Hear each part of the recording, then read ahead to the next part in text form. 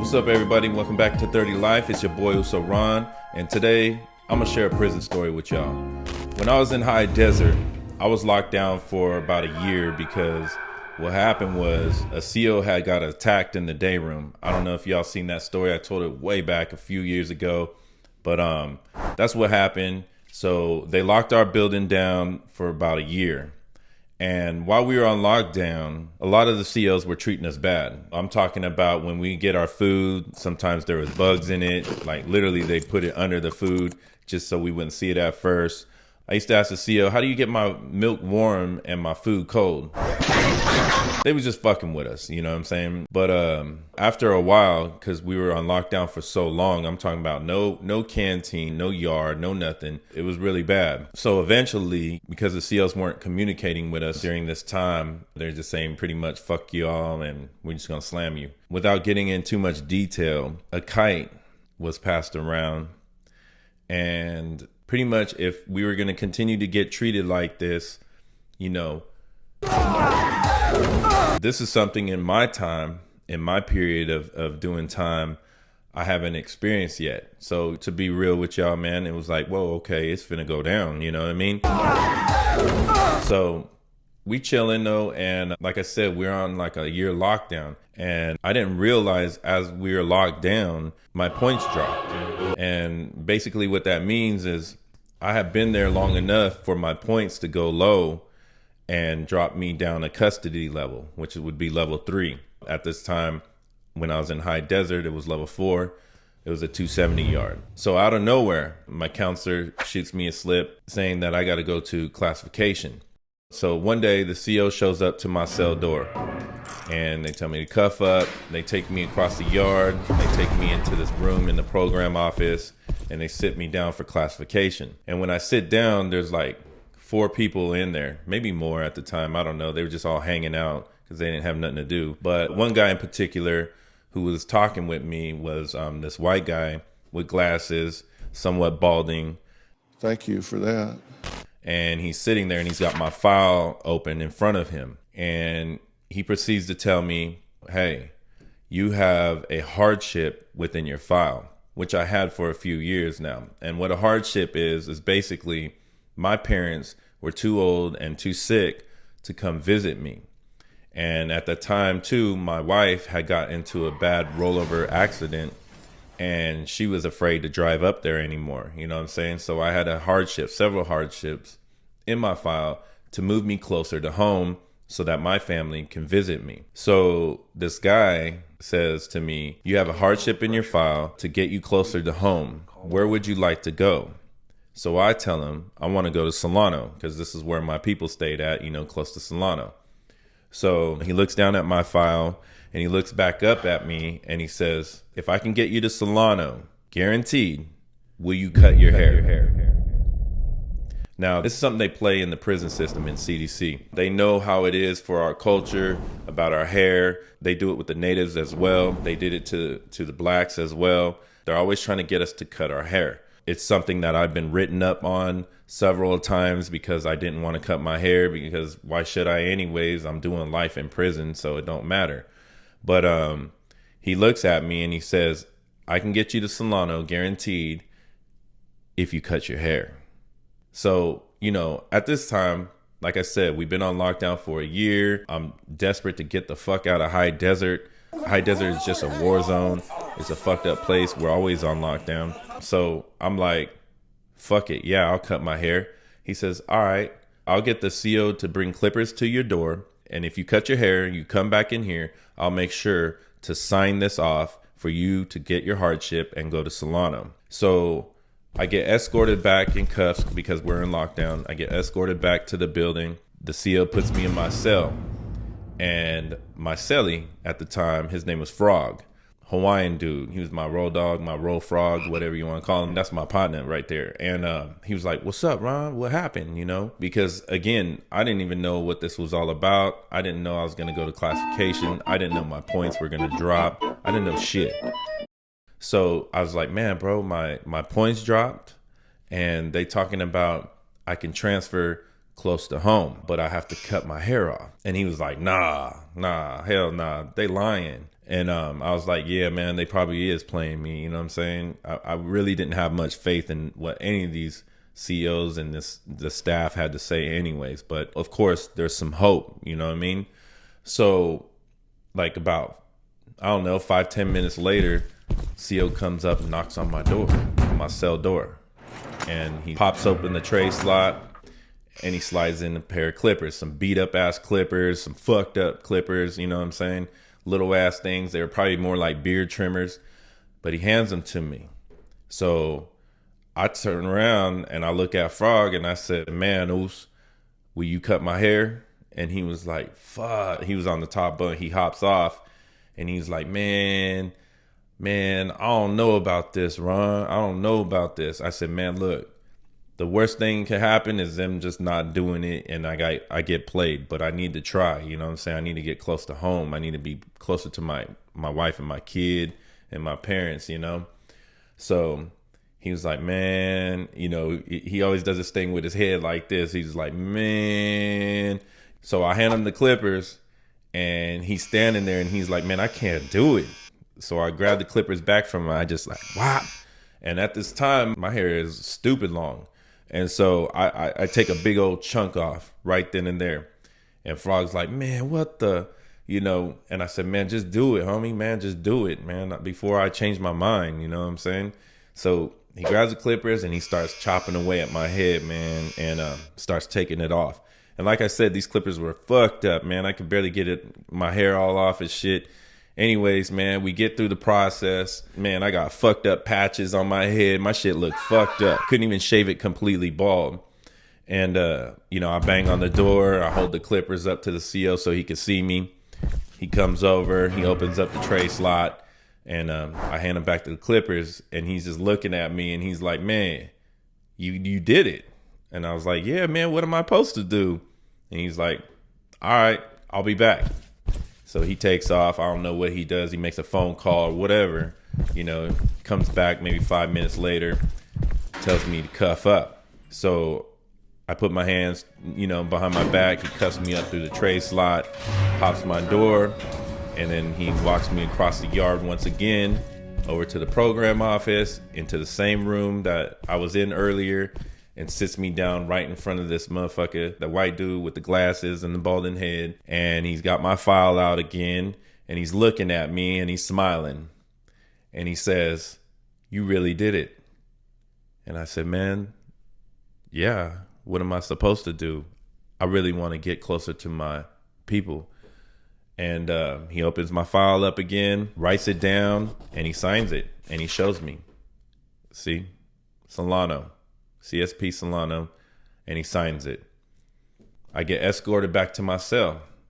Now, before I go on with the story, I want to tell y'all, man, that this is something that, like I said, they do to us to break us down, to take away our power.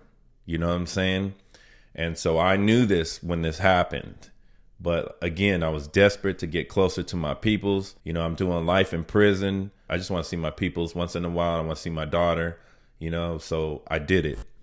So I get escorted back to my cell and I go in and again, Frog's just waiting for me.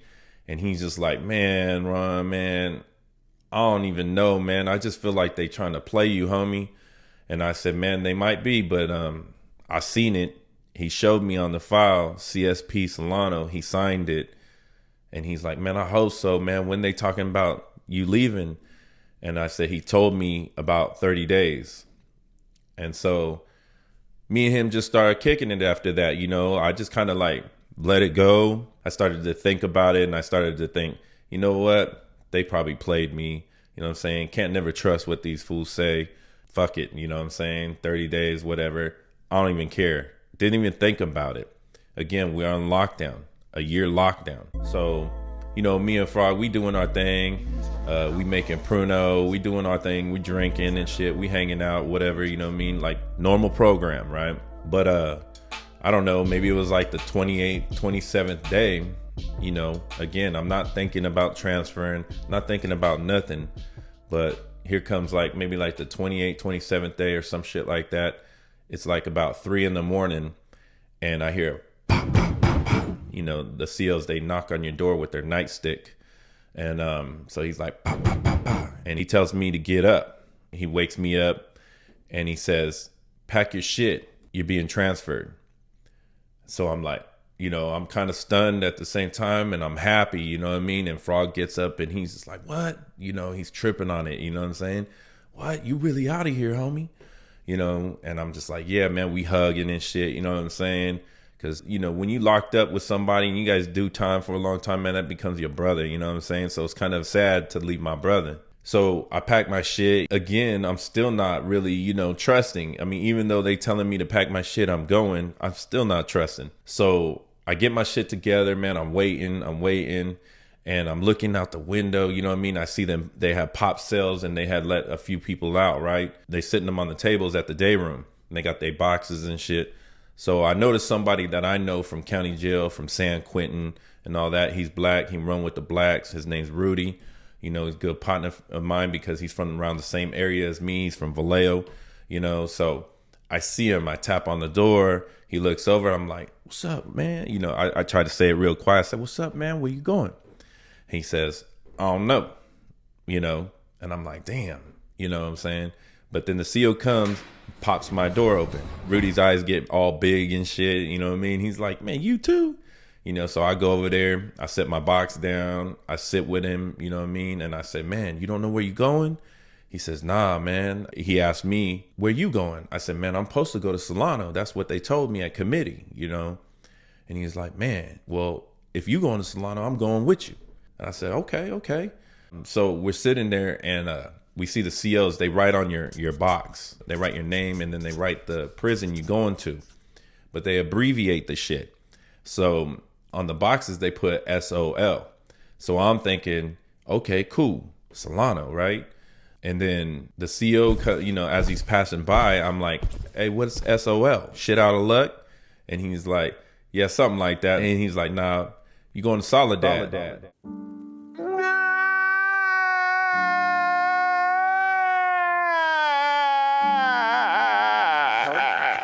And I'm like, Soledad? Damn. You know, I'm like, man, they lied to me. That's further from home still. So I'm like, kind of like, fuck. I knew they lied to me and shit. You know what I mean? And Rudy's like, man, anywhere's better than this motherfucker, right? And I said, yeah, you're right. So listen, man, like I said, I didn't believe nothing. I didn't believe I was going anywhere. I didn't believe the committee. I didn't believe shit. So I didn't get to tell nobody that I was leaving. None of my homies or nothing. The only person knew I was leaving was my celly Frog. So all of this that is happening is just like, man, I'm just still like tripping on it. So we're still sitting in the day room, right? We're waiting to leave, you know what I mean? They got to take us up to R&R and process us out and then get us on the bus. So we're still sitting in the day room, you know, for at least an hour. And as we're sitting there, man, I hear Uso Ron. And I turn around and I can see he's waving in the window. And I look, you know, I see it's my Uso V-Dog. I don't know if y'all got to catch his interview, man, but y'all check it out. But V-Dog, he says in the door, he says, what's up, Us? Where you going? So I tell him like this, I don't know. Because truthfully, I really don't know. You know what I mean? I said, they say Soledad, but I don't know. He says, so you was going to bounce without saying nothing? And again, like I said, I didn't know shit. And I said, man, I didn't know I was going, Oos. And he was like, all right, Oos. You know, and so the thing about the prison system, y'all got to know is that it don't matter where I go, or what I do, whatever. These Usos, they're going to find out where I go anyways. But again, I didn't know what the fuck was happening. I didn't know. So I kind of felt bad. I felt like, you know, he maybe thought that I was bouncing out on them like that. You know what I mean? Because you just never know. Motherfuckers be PCing up.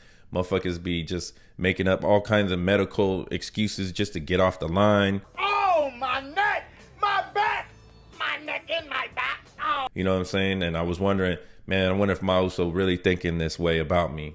But, you know, again, I didn't know what was happening. So it is what it is. But, yeah.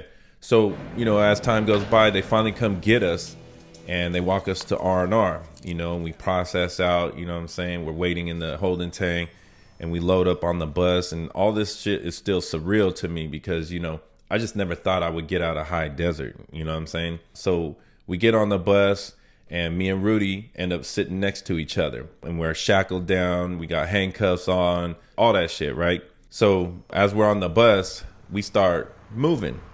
And I'm like, damn, man, it feels like forever, man. I've been on a bus, you know what I mean? So we're moving. We're starting to go to the gate, to the main gate to get out. You see the SEALs come out. They got the dog. They got their little mirrors. They're walking around. They're talking with the driver and the other guard that's with us. And, you know, just the whole process, y'all. So finally, they open the gates up, and we pass through the gates.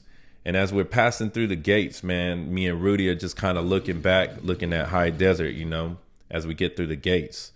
And, you know, Rudy looks at me with his belly chains on, and he does this to me. We literally in that moment knew that we survived and made it out of that place, because that place was a complete war zone. And it was just kind of a surreal but happy moment, you know what I'm saying? Because I know people that died there and never made it out of there, and I felt like, you know, those who we were leaving behind, you know what I'm saying? It's just a different type of life in there, y'all. You know, but anyhow, we get on this long bus ride, and me still not knowing where we're going, you know, it was just crazy, but it was cool because we end up going to Vacaville, Solano. And we had to drop some people off at the Vacaville prison before we went to the Solano prison. So, you know, like the whole time I'm just fucking, you know what I'm saying, my stomach is turning. But we pull into Solano, we get off the bus, we're at R&R, I'm happy as fuck. We're really there. Rudy's smiling at me, I'm smiling, like we happy now, you know what I'm saying? We in Solano now, Solano County, where we from. So we go in the holding tanks, and as I'm sitting in the holding tank and we just chopping it up, out of nowhere the CO walks up and calls me up to the gate. And when he calls me up to the gate, he says, "You Samoan?" I say, "Yeah." And he says, "Who do you run with, North or South?" And I said, "What?" And he said, "North or South?" I said, "Man, I'm Samoan, man. If they playing that shit here, you could put me on the bus and send me back to high desert." And he just laughed at me and walked away. And so I went and sat back down, and I was like looking at Rudy. I was like, "Man, what was that about?" You know what I mean? And Rudy's like, "Man, don't even sweat it, man. They just probably trying to fuck with you. You know what I mean? You'll find out what's going on when you hit the yard." So I'm like, man, I just feel like I'm on some weird ass shit, weird ass prison now. You know what I mean? Because I came from a structured prison, you know, level 4 politics, shit like that, where we're just separated from one another. It was just a different lifestyle. So not something I'm used to, because I went straight from San Quentin reception straight to level 4, 180, and then from 180 to 270, and then from 270 down to a level 3 Solano. So now I'm tripping as this shit goes down, but everything worked out fine, y'all, man. You know, they processed us, they took me to my building, you know, and I got hooked up with the big Uso JP. So everything was good. I had a little rough start in Solano because, again, you know, I'm like traumatized from high desert. The program, you know, was totally different when I got to Solano. You know, I hit the yard and like everybody's running everywhere, you know what I mean? Like when I have my bag, my R&R bag, I'm standing by my cell door waiting to get popped so I can put my stuff into the cell and then go to yard. They're not even keeping me locked down for 3 days here. They're just letting me go straight to yard. So that was cool. So as I'm waiting to get the cell door popped so I can put my property away, you know, motherfuckers here in this prison, they running. They ain't walking. There's like fast movement everywhere.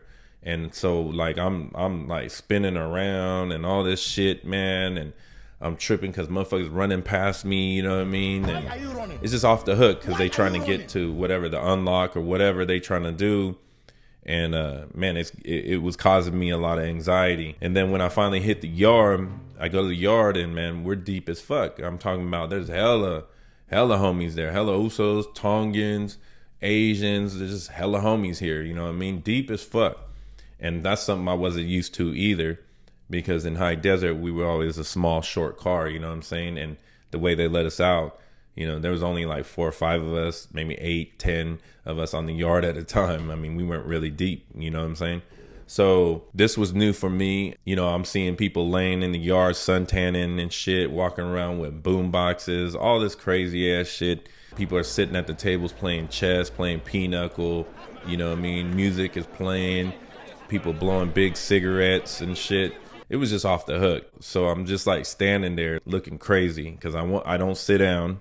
You know what I mean? I never sat down in high desert unless it was an alarm. So I'm standing there and I'm just looking at everybody as they're running around. They're playing basketball, handball. And it's like, man, it's like Disneyland here. You know what I mean? And I'm standing there looking like a weirdo. Big homie JP, he's over there playing chess with the Japanese homie.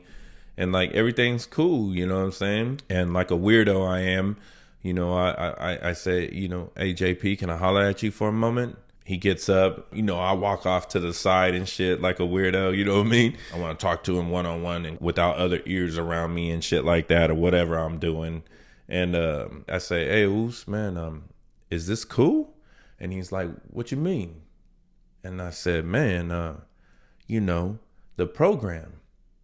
You know what I'm saying? Like, there's people running with us that I never thought would be running with us. You know, it's just a whole different scene, you know. So I'm asking him, is this really cool? Because, you know, in High DZ, you know what I'm saying, in High Desert, we didn't function like this. And he puts his hand on my shoulder and he says, hey, Oos, you good now. Don't trip. He always had this thing, don't trip. You know what I mean? You good now. And I'm like, man, what's that mean? He says, you got nothing to worry about, Oos. And he goes back and sits down and starts playing chess. And rest in peace, JP. Rest in love, big homie. But yeah, it was a new world for me, y'all. And yeah, it was the beginning of finally transitioning to go home. And y'all know what time it is. Uso